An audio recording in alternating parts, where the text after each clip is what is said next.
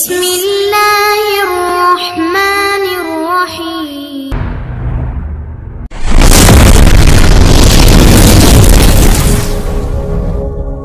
हज़रत अब्दुल्ला बिन अमर बिन हराम रज़ी अल्लाह ताला अन्हु मदीना मुनव्वरा के रहने वाले अंसारी हैं और मशहूर सहाबी हज़रत जाबिर रज़ी अल्लाह ताला अन्हु के वालिद माजिद हैं। कबीला अंसार में ये अपने ख़ानदान बनी सलमा के सरदार और हुज़ूर अक़दस सल्लल्लाहु अलैहि वसल्लम के बहुत ही जानसार सहाबी हैं। जंग बदर में बड़ी बहादुरी और जांबाजी के साथ कफ़ार से लड़े और 3 हिजरी में जंग उहद के दिन सबसे पहले जाम शहादत से सैराब हुए।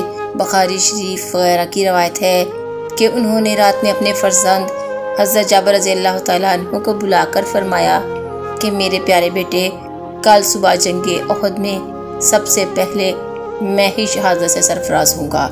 और बेटा सुन लो कि रसूलुल्लाह सल्लल्लाहु अलैहि वसल्लम के बाद तुमसे ज़्यादा मेरा कोई प्यारा नहीं है, लिहाजा तुम मेरा कर्ज अदा कर देना और अपनी बहनों के साथ अच्छा सलूक करना।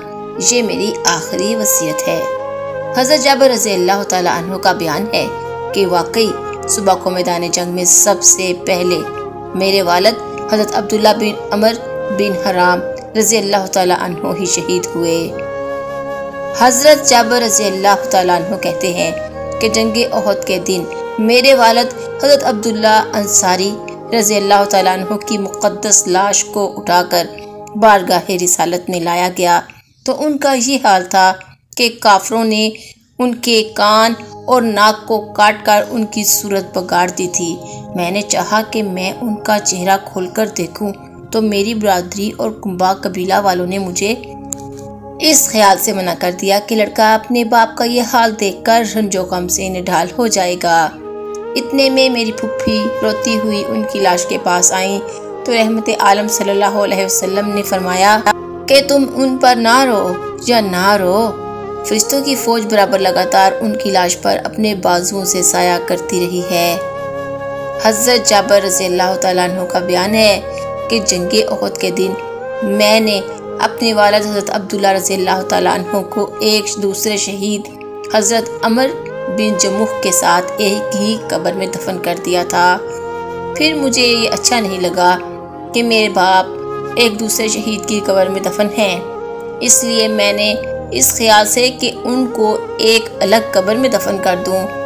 6 माह के बाद मैंने उनकी कब्र खोदकर लाश मुबारक को निकाला तो वो बिल्कुल उसी हालत में थे जिस हालत में उनको मैंने दफन किया था, बजुज़ उसके कि उनके कान पर कुछ तगय्युर हुआ था। इब्ने साद की रवायत में है कि हज़रत अब्दुल्ला रज़ी अल्लाह ताला अन्हु के चेहरे पर जख्म लगा था और उनका हाथ उनके जख्म पर था। जब उनका हाथ उनके जख्म से हटाया गया तो जख्म से खून बहने लगा। फिर जब उनका हाथ उनके जख्म पर रख दिया गया तो खून बंद हो गया और उनका कफन जो एक चादर थी जिससे चेहरा छुपा दिया गया था और उनके पैरों पर घास डाल दी थी। चादर और घास दोनों को हमने उसी तरह पड़ा हुआ पाया। फिर उसके बाद मदीना मुनव्वरा में नहरों की खुदाई के वक्त जब हज़रत अमीर मुआविया रज़ी अल्लाह ताला अन्हु ने ये ऐलान कराया कि सब लोग मैदान उहद से अपने अपने मुर्दों को उनकी कब्रों से निकाल कर ले जाएं, हज़रत जाबिर रज़ी अल्लाह ताला अन्हु फरमाते हैं कि मैंने दोबारा 46 वर्ष के बाद अपने वालिद माजिद की कब्र को खोदा, उनकी मुक़द्दस लाश को निकाला तो मैंने उनको उस हाल में ही पाया कि जख्म पर हाथ रखे हुए थे। जब उनका हाथ उठाया गया तो जख्म से खून बहने लगा। फिर जब हाथ जख्म पर रख दिया गया तो खून बंद हो गया और उनका कफन जो एक चादर था बदस्तूर सही व सालम था। हज़रत अबू तलहा बिन अबैदुल्लाह रज़ी अल्लाह ताला अन्हु फरमाते हैं कि मैं अपनी ज़मीन की देखभाल के लिए गाबा जा रहा था तो रास्ता में रात हो गई, इसीलिए मैं हज़रत अब्दुल्ला बिन अमर बिन हराम रज़ी अल्लाह ताला अन्हु की कब्र के पास ठहर गया।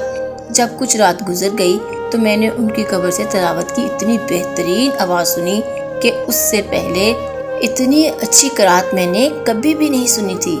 जब मैं मदीना मुनव्वरा वापस लौट कर आया और मैंने हुज़ूर अक़दस सल्लल्लाहु अलैहि वसल्लम से इसका तज़किरा किया तो आप सल्लल्लाहु अलैहि वसल्लम ने इरशाद फरमाया कि ए अबू तलहा, तुमको मालूम नहीं कि अल्लाह ने उन शहीदों की अरवाह को कब्ज़ करके ज़ब्र जद और याकूत की कंदीलों में रखा है और इन कंदीलों को जन्नत के बागों में आवेज़ा फरमा दिया है।